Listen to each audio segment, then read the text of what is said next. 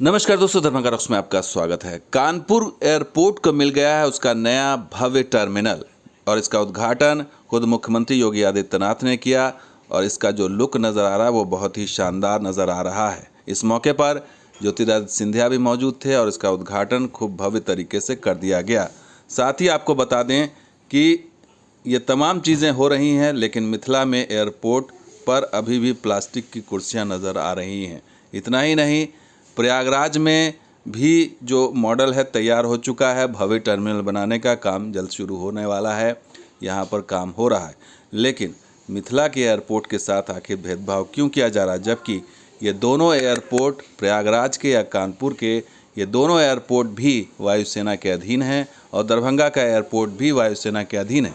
तो बाकी दो जगहों पर इतनी तेज़ गति से काम हो रहा है और मिथिला के एयरपोर्ट के साथ दरभंगा के एयरपोर्ट के साथ ये भेदभाव क्यों हो रहा है, क्यों यहाँ पर काम इतना स्लो है, यहाँ पर अभी भी सुविधाओं की इतनी कमी क्यों है, यहाँ पर अभी भी फ़्लाइट की संख्या नहीं बढ़ाई गई है, यहाँ पर अभी भी यात्रियों को बेसिक सुविधाएं नहीं दी जा रही हैं, यहाँ पर अभी भी एयरलाइंस कंपनियों की मोनोपोली चल रही है और यहाँ पर अभी भी जो किराया है वो आसमान छू रहा है।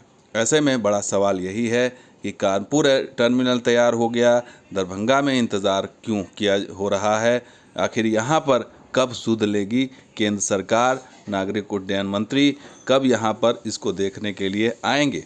क्योंकि हर जगह देखा जाए तो काम बहुत अच्छे स्तर पर चल रहा है, लेकिन दरभंगा की जहाँ तक बात आती है तो सिर्फ आश्वासन, भरोसा, वादा यही किया जा रहा है, जबकि ये प्रॉफिट के मामले में सबसे ऊपर लिस्ट में है, टॉप लिस्ट में है। और बड़ा सवाल यही है कि आखिर ये भेदभाव क्यों हो रहा है।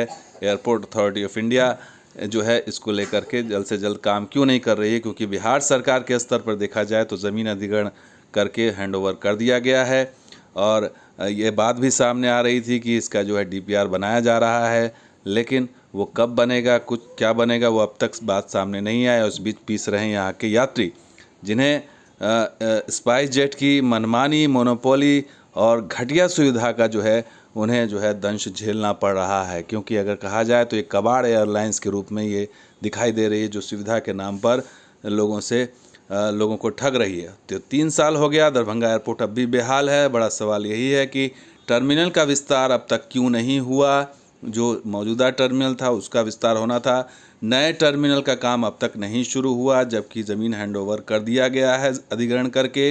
इसका फ़्लाइट की संख्या नहीं बढ़ रही है। लोग लगातार मांग कर रहे हैं कि कई जगह फ़्लाइट की संख्या बढ़ाई जाए, खासकर महानगरों की, वो नहीं हुई। स्पाइस जेट की मोनोपोली कब ख़त्म होगी, क्योंकि स्पाइस जेट अगर इसी तरह मोनोपोली करता है, ये बना रहता है तो दिक्कत आती है। मनमाना किराया वसूला जा रहा है, उस पर लगाम नहीं लगाई गई है। प्लास्टिक की कुर्सियों पर यात्री बैठने को अब भी मजबूर हैं।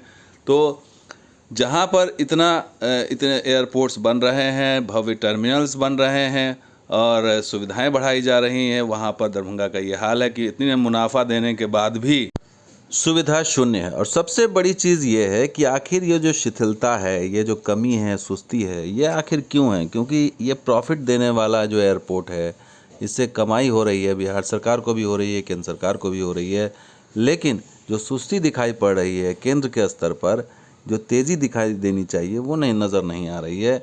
ऐसे में सवाल तो उठता ही है कि आखिर जब दो एयरपोर्ट ये वायुसेना के अधीन है, प्रयागराज और कानपुर, वो बनकर तैयार हो रहा है, लोग उद्घाटन हो रहा है, वहाँ पर इतनी तेज़ गति से काम हो रहा है, लेकिन यहाँ पर एकमात्र एयरपोर्ट पटना गया के बाद उत्तर बिहार में या मिथिला के क्षेत्र में या दरभंगा के क्षेत्र में एकमात्र एयरपोर्ट, सफल एयरपोर्ट सामने आया और उसका बंटाधार करने पर लोग तुले हुए हैं।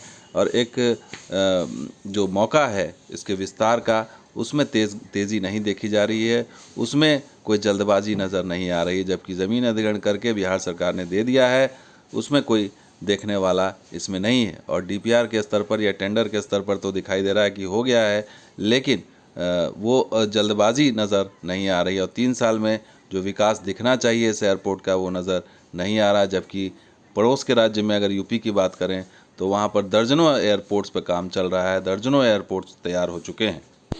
ऐसे में दरभंगा का इंतज़ार कब खत्म होगा, ये अब भी रहस्य बना हुआ है। तो दोस्तों, वीडियो कैसा लगा जरूर लाइक कीजिए, शेयर कीजिए, सब्सक्राइब कीजिए। शुक्रिया इस वीडियो को देखने के लिए, धन्यवाद।